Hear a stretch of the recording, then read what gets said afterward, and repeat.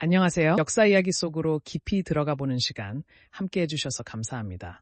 오늘은요, 13세기 동아시아를 뒤흔들었던 그리고 우리 역사에서 매우 특별했던 한 전쟁 이야기를 나눠볼까 해요. 바로 고려와 몽골 제국의 30년 전쟁입니다. 레이첼 교수님, 이 기나긴 전쟁의 시작은 1225년 몽골 사신 피살 사건부터라고 알고 있는데요. 당시 상황이 어떠했는지 좀 더 자세히 설명해 주실 수 있을까요? 네, 서기 1225년이었죠. 고려를 방문했던 몽골 제국의 사신 일행이 암강 부근을 지나가고 있었어요. 이때 한 무리의 도적이 사신 일행을 덮쳤고 사신 일행은 피살됩니다. 흥미로운 점은요, 이 겁없는 도적들이 고려인의 복장을 하고 있었다는 기록이에요.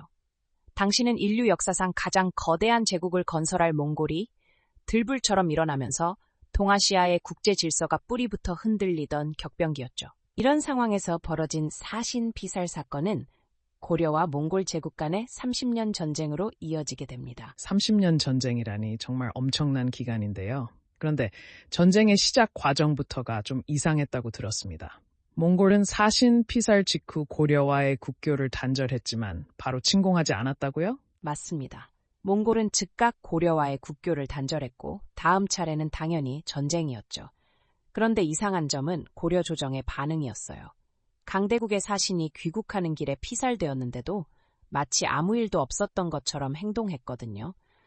고려가 이토록 태평하게 반응한 이유는 실제로 한동안 아무 일도 일어나지 않았기 때문입니다. 저고려가 피살된 이후 무려 6년 동안 몽골은 고려에 대해 특별히 위협적인 행동을 하지 않았어요. 고려는 방심할 만한 상황이었던 거죠. 6년 동안이나요?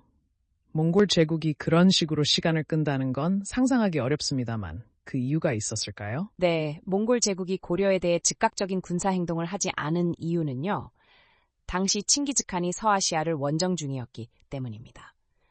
1279년부터 칭기즈칸은 몽골 제국의 사신이 살해당한 데 대한 보복으로 서아시아 원정을 시작했고 그 후 7년간에 걸친 원정으로 몽골은 북인도와 이란 그리고 러시아에까지 세력을 확대했어요. 몽골군의 가장 큰 장점은요, 어떤 지형, 어떤 기후, 어떤 종류의 군대와 싸워도 다 이길 수 있다는 점이었죠. 세상의 모든 군대는 상성이 있기 마련인데 몽골군은 모든 군대와 싸워 승리할 수 있었어요. 나중에 화약 무기가 나오기 전까지는 몽골군을 당할 군대가 사실 없었다고 봐야 합니다. 결국 몽골의 서방 원정이 끝나자 몽골 사신 피살 사건 이후 6년이 지난 1231년 8월 고려에 폭풍우가 몰려오기 시작했습니다. 몽골군 본대가 고려를 침입한 거죠.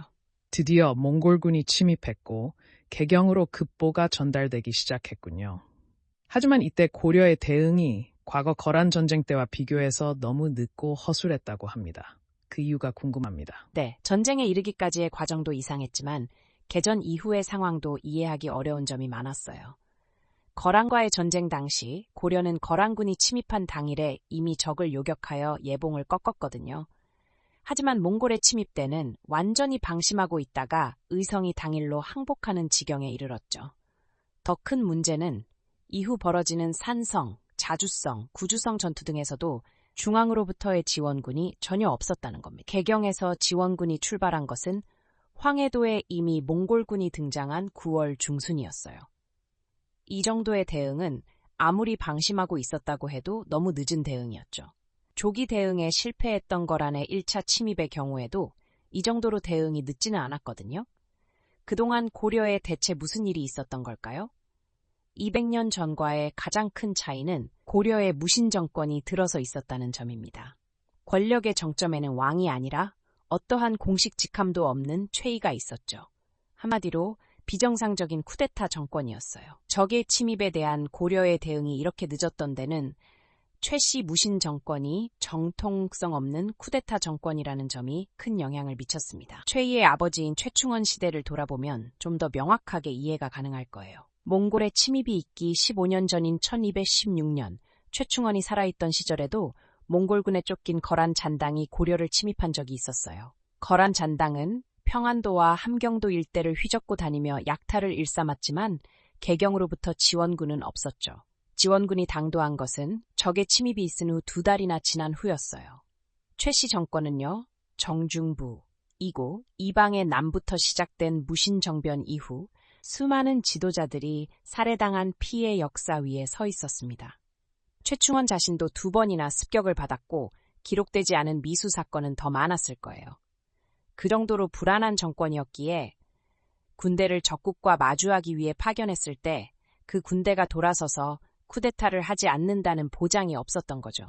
최충원이 어떤 입장이었든 간에 침공군과 맞서 싸우기 위해 강력한 군대를 편성한다는 자체가 너무나 불안했을 겁니다. 이런 상황에서는 중앙 수도의 호위대가 어떤 군대보다도 강해야 한다는 결론에 도달할 수밖에 없죠. 이 때문에 최충원은요, 국경을 지키는 장군이 적의 침공을 경계해야 한다거나 미리 대비해야 한다는 보고를 올리면 오히려 화를 내며 장군을 처벌했어요. 적이 침입해서 한두 개 성을 점령하고 백성들을 도륙한 다음에야 보고를 올릴 수밖에 없었죠. 권력의 정당성이라는 무형의 자원, 즉 소프트 파워의 부재가 국가 안보에 거대한 구멍을 낸 겁니다. 소프트 파워란 강압이나 대가 지불 없이 매력을 통해 원하는 것을 얻는 능력인데요. 이는 국가의 문화, 가치, 그리고 다른 나라의 눈에 합법적으로 비치는 정책에서 비롯되는 거죠. 정권의 정당성 부족이 국가 안보에 치명적인 영향을 미쳤다는 점 정말 충격적입니다. 그렇다면 지원군의 상황도 좋지 않았겠군요. 그렇죠. 문제는 대응이 늦는 것만이 아니었어요. 뒤늦게 편성된 지원군마저도 온전한 군대가 아니었거든요.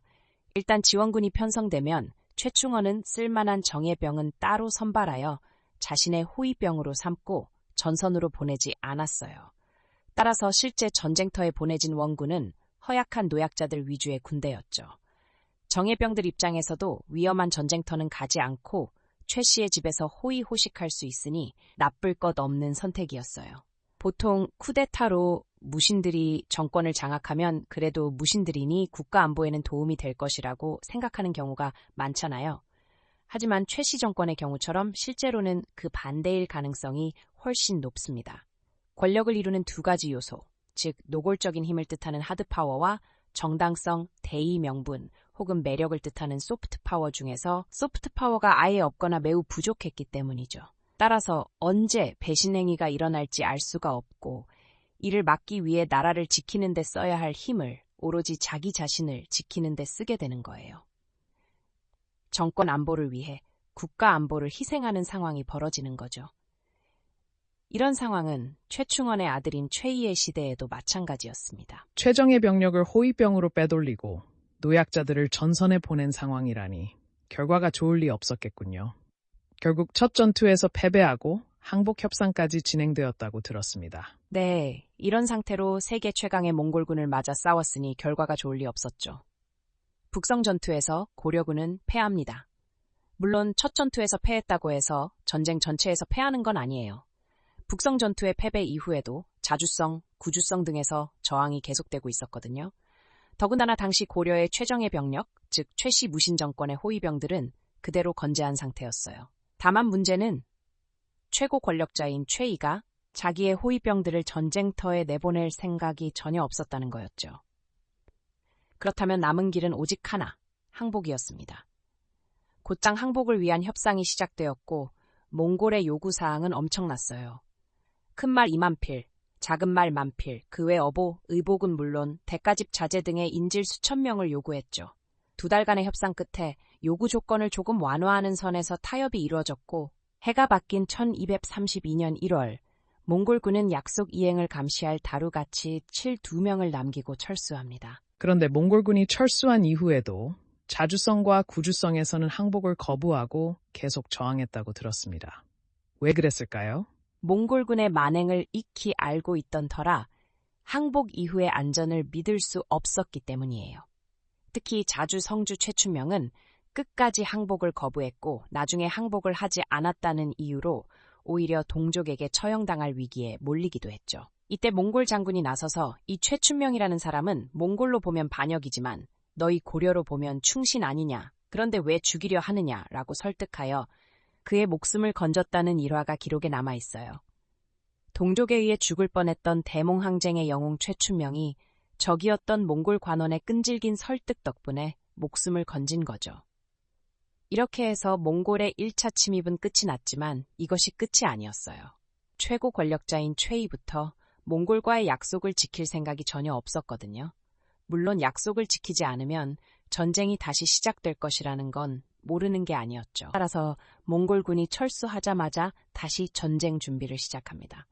그런데 이 전쟁 준비라는 게 좀 이상한 거였어요. 이상한 전쟁 준비라니 어떤 내용이었습니까? 우선 몽골의 1차 침입을 겪으면서 최이는 두 가지 사실을 깨달았어요. 첫 번째는 몽골군과 정면 대결을 해서는 승산이 없다는 거고, 두 번째는 몽골군은 고려에 장기 주둔할 만한 대규모 병력이 없다는 거였죠. 왜 몽골군이 고려에 장기 주둔할 병력이 없었을까요? 세계 최강의 몽골군이지 않습니까? 네, 고려와 몽골과의 전쟁은 1230년부터 시작해서 1250년대 말까지 진행이 되는데요. 사실 이때 몽골의 주 전선은 바로 남송 정벌이었어요. 결과적으로 남송은 1279년에 정벌이 되는데 고려가 항복하는 건 1259년이니 고려가 항복한 이후에도 20년간 더 남송과의 전쟁이 계속되지 않습니까? 즉 몽골 군사의 주 관심은 거대한 중국 대륙을 정벌하는 남송 정벌에 있었던 거예요. 이러한 상황을 파악한 최씨 정권의 결론은요. 마치 장마철을 피하듯이 그 단기간 동안의 피해를 최소화하자는 거였어요. 그리고 철저하게 강화 방어 전술로 일관하자는 거였죠. 이것은 자신에게도 좋은 전략이었어요. 정규군을 편성해서 몽골과 정면 대결을 벌이면 이겨도 정권에게 부담이 되고 저도 정권에게 부담이 되거든요. 그러니 이 장마철 전략이 자기 정권에 대해서도 가장 좋고 합리적으로 판단해도 가장 합리적인 전술로 보였던 거죠. 이 쟁 준비는요. 국경선을 지킨다거나 적군을 방어하는 일을 아예 하지 않는 겁니다. 싸우면 어차피 지니까 아예 싸우지 않는 거였어요. 좋게 표현하자면 발상의 전환이라고 할 수도 있겠지만 너무 당연하게도 이 전술에는 결정적인 문제가 몇 가지 있었습니다. 어떤 문제들이 있었을까요? 첫 번째 심각한 문제는 수도인 개경이 무방비 상태로 몽골군에게 노출된다는 거였어요. 방어선이 아예 없어졌으니 당연한 결과죠. 물론 최 씨는 이 부분에 대한 대책도 마련해 놓았어요. 수도를 통째로 도망가게 하는 것, 그것도 섬으로 말이죠. 이것이 바로 강화도 천도입니다. 수백 년간 내려온 수도를 버리는 일이었으니 쉽게 결정하기 어려운 일이었을 거예요. 또 의분을 참지 못한 우직한 군인, 야별초 지휘관 김충이라는 사람이 나서서 강화도 천도에 반대했죠. 하지만 독재자들이 적보다 싫어하는 것이 바로 명분입니다. 김충은 결국 형장의 이슬로 사라졌고 김충을 처형한 그날 강화도 천도가 공식적으로 선포되었어요. 아무도 최후의 의견에 반대할 수 없었을 겁니다. 이렇게 강화도에 와서 보면 육지와의 거리가 의외로 가깝다는 걸 알 수 있어요. 실제 해협의 폭은 한강 정도도 되지 않습니다. 직접 보면 오히려 몽골군이 왜 강화도를 공격하지 않았는지가 의아스러울 정도죠. 하지만 자세히 살펴보면 이 해협을 넘는다는 게 쉽지 않은 일이라는 걸 알 수 있어요. 넓고 깊은 뻘과 빠른 물살이 섬을 둘러싸고 있었거든요. 여기에 더해 강화에는 또 다른 강력한 이점이 있었습니다. 그것은 바로 좋은 제도였어요. 수도를 정할 때는 방어도 중요하지만 물류가 제대로 유통되어야 하잖아요. 고려시대에는 지방에서 생산되는 여러 세금이나 물품들을 좋은 제도를 통해 운송했는데요. 이것이 개성으로 연결되는 것이나 강화로 연결되는 것이나 거의 차이가 없었어요. 그래서 강화에서 39년간 거의 40년 동안 그 작은 섬에서 버틸 수 있었던 아주 중요한 이유는 전쟁 기간에도 물류의 유통이 원활하게 이루어졌다는 겁니다. 강화도가 아닌 먼 성으로 천도를 했다면 고려의 지배층은 아마도 굶어 죽었을 거예요. 하지만 강화도는 안전은 보장되면서 세금은 그대로 거둘 수 있는 천혜의 땅이었고 땅도 넓었죠. 왕을 위한 궁궐과 귀족들을 위한 저택이 속속 들어서기 시작했습니다. 하지만 최씨 무신 정권의 강화도 천도로 인해 육지의 백성들은 방어선 없이 몽골군에 노출되었어요. 언제 어디서 몽골군이 나타날지 알 수 없었고 몽골군이 몰려와도 지원군은 절대로 오지 않았죠. 국가는 사라지고 각자 도생의 시대가 도래한 겁니다. 백성들에게는 그럼 어떤 대책이 제시되었을까요? 물론 최이도 백성들에게 나름의 대책이라는 걸 제시하기는 했어요. 바로 해도입보, 산성입보였죠.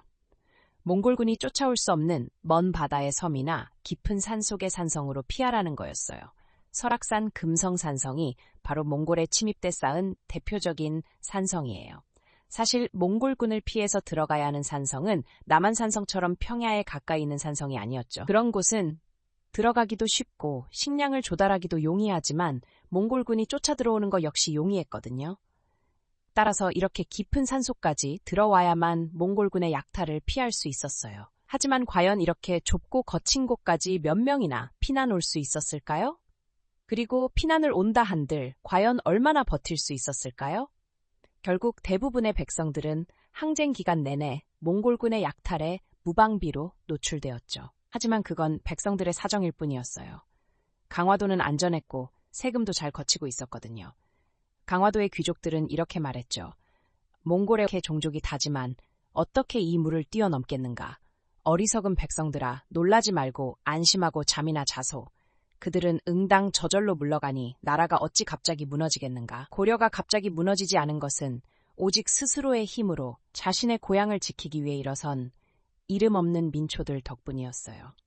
세계 역사상 유례 없는 몽골에 대한 30년 항전도 바로 이들이 해낸 거죠. 지도층의 안일함 속에서도 민초들의 저항이 빛났다는 말씀이시군요. 대표적인 사례가 있을까요? 네, 가장 극적인 사례 중 하나가 바로 처인성 전투입니다. 1232년 12월 경기 용인에 비상경보가 울렸고 몽골군이 나타났어요. 사람들은 마을 근처의 토성으로 집결했는데 이곳이 바로 그때 마을 사람들이 모여있던 요새인 처인성이에요. 얼핏 봐서는 도저히 성처럼 느껴지지 않고 작은 언덕처럼 보이죠.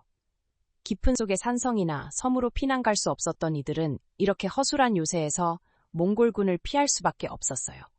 더구나 이곳 사람들은 처인 부곡이라는 마을 이름에서 알 수 있듯이 사회 가장 밑바닥인 천민들이었죠. 누구도 도와주러 오지 않을 것이라는 건 분명했습니다. 이렇게 허술한 요새에서 그 누구의 도움도 받지 않고 몽골을 물리치는 것은 기적이 없다면, 아니 기적이 있더라도 불가능할 것처럼 보였어요. 하지만 그해 겨울에 기적이 일어났습니다. 살리타이의 본진과 처인성의 고려인들이 전투를 벌이게 되는데요. 여기에서 몽골군 최고 지휘관이었던 살리타이가 화살에 맞아 죽는 일이 벌어지죠. 이것은 고려와 몽골의 28년 전쟁 중에도 유일한 사건이자 몽골이 유라시아 대륙에 걸치는 대제국을 건설하는 동안에도 최고 지휘관의 전사라고 하는 게 있었을까 싶을 정도로 아주 드문 사례예요. 몽골은요, 칭기즈칸 같은 칸이 죽거나 어떤 칸이 전사하면 전체가 철수하는 풍속이 있어요. 그래서 김윤우든 김윤우 부하의 화살이든 김윤우 부대의 전투가 몽골군의 2차 침공을 막는 그런 결과를 초래한 거죠. 정말 대단합니다. 강화로 도망간 정부를 대신해서 고려를 지켜낸 것은 바로 처인성의 민초들이었군요. 이런 일은 처인 부곡 외에도 있었나요? 물론이죠. 처형 전투 1년 전인 1231년, 충주성에서는 더 극적인 일이 있었어요. 1231년 12월, 몽골군이 충주성으로 남하하자 충주에서는 노비들로 구성된 노군별초, 양반들로 구성된 양반별가가 각각 조직되어 방어에 들어갔죠. 하지만 막상 몽골군이 가까이 오자 문제가 발생합니다. 몽골군의 잔혹함에 대한 소문에 공포를 느낀 양반별들이 모두 도망을 가버린 거예요. 여기서도 사회의 가장 밑바닥에 있는 노비들에게 성의 운명이 맡겨진 거죠. 하지만 주인들이 모두 도망간 상태에서 노비들은 놀라운 분투를 보여주며 몽골군으로부터 성을 끝내 지켜냅니다. 여기서 이야기가 끝났다면 그래도 미담으로 끝났겠지만 불행히도 이야기는 여기서 끝나지 않았어요. 도망갔던 양반별들이 돌아온 후 문제가 발생한 거죠. 돌아온 충주 부사 우종은 몽골군에게 약탈당한 은그릇 등을 관청의 노비들이 훔쳤다며 성을 지켜낸 노비들을 오히려 죽이려고 했어요. 이런 꼴을 당하고도 가만히 있으면 정말 사람이 아니죠. 노비들은 당연히 반란을 일으켰고 반란은 무려 아흐레를 끌다가 1259년 9월 반란군 지도자 본이 죽음으로써 막을 내립니다. 믿기 어려운 이야기네요. 목숨을 걸고 나라를 지켰는데 돌아온 것은 탄압이라니.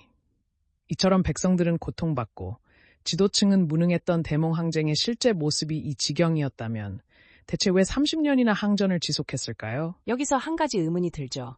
이것은 당시 고려의 무인 정권 시대라는 특수성 때문이에요. 그전에는 전쟁을 하다가도 타협을 했거든요. 근데 타협이 되면 왕과 타협을 하는 거기 때문에 그 사이에 무인 정권이라고 하는 것은 설 자리가 없게 되는 거죠. 최씨 정권이 끝까지 항전을 했던 이유는 항전을 포기하면 정권이 소멸되는 위기에 처했기 때문입니다. 고려라는 나라는 무인 정권이 무너질 때까지 결코 항복을 하지 않았어요. 정권의 정당성이 없었기 때문에 항복도 마음대로 할 수 없었던 거죠. 때문에 최 씨와 그의 후계자인 최항은 몽골군이 쳐들어오면 항복 문서를 보내 친조를 약속하고 몽골군이 물러나면 모르쇠로 일관하는 임시변통으로 20년 이상을 버텼어요. 하지만 이런 방식의 대응에도 한계가 다가오고 있었죠. 지지부진한 고려와의 전쟁에서 끝장을 보기로 결심한 몽골군이 서해를 봉쇄하는 방식으로 전략을 완전히 바꿨거든요. 특히 6차 침략 이후 몽골 군대의 고려 정부 공략 방식이 보다 직접적으로 변했어요. 경기도 연안 지역을 직접적으로 압박해서 강화도 정부를 직접적으로 위협하게 된 거죠. 이로 인해 고려 정부가 보다 직접적인 위협에 놓이게 되었고 그만큼 백성들에 대한 수취 체제도 위협을 받게 되었습니다. 더 이상 항전이 지속 가능하지 않게 된 거예요. 서해안이 봉쇄당하자 본토에서 세금이 제대로 거치지 않게 되었고 결국 태평성대를 구가하던 강화도의 귀족들도 밥을 굶기 시작했죠. 왕도 식사를 줄여야 했고 최씨 무신 정권의 사병들도 배를 걷어야 했어요. 결국 종말이 다가왔습니다. 최씨 무신 정권의 네 번째 권력자인 김준이 부하들에게 살해당하면서 4대 60년에 걸친 최씨 무신 정권은 막을 내리죠. 곧이어 몽골 제국과의 길고 이상한 전쟁도 끝이 납니다. 최씨 무신 정권의 종말과 함께 길었던 몽골과의 전쟁도 마침내 끝이 났군요. 이 30년간의 대몽 항쟁, 우리가 여기서 어떤 교훈을 얻을 수 있을까요? 결과적으로는 항복을 하면서 결국 몽골의 위계 질서를 받아들이게 되는데요. 30년 동안 백성이 당한 고통은, 백성이 전하를 온몸으로 받아내면서 겪었던 희생은 어떻게 정당화할 수 있는가 하는 문제가 있죠. 백성의 안위와 안녕을 지킬 수 없는 국가의 장기 항전이 과연 어떤 의미가 있는가, 그 항전의 존재 이유가 무엇인가에 대해서 근본적인 질문들을 던지지 않을 수가 없어요. 물론 30년간의 대몽 항쟁에 대해서는 평가가 다를 수 있습니다. 백성의 고통을 생각하면 차라리 일찍 항복하는 것이 나았다고 생각할 수도 있고, 민족의 자주성을 지키기 위한 항쟁으로 높이 평가해야 한다고 생각할 수도 있죠. 하지만 중요한 것은 항전을 하든 항복을 하든 국가의 생존을 위한 장기적인 전략이 있어야만 한다는 겁니다. 그리고 그런 장기적인 안목을 가지기 위해서는 무엇보다 정권의 정당성이 부여되어 있어야만 해요. 최씨 무신 정권의 경우처럼 오직 무력에만 비정상적으로 의존하는 정권은 위기 상황이 오면 오히려 더 옹색하게 행동하기 쉽거든요. 어쩌면 이것이야말로 30년 대몽 항쟁이 남긴 가장 큰 교훈일 거예요. 정권의 정당성과 국가의 장기적인 전략. 오늘날에도 깊이 새겨들어야 할 교훈인 것 같습니다. 레이첼 교수님, 오늘 귀한 말씀 정말 감사합니다. 다음 시간에도 더 흥미로운 역사 이야기로 찾아오겠습니다. 함께 해주셔서 감사합니다.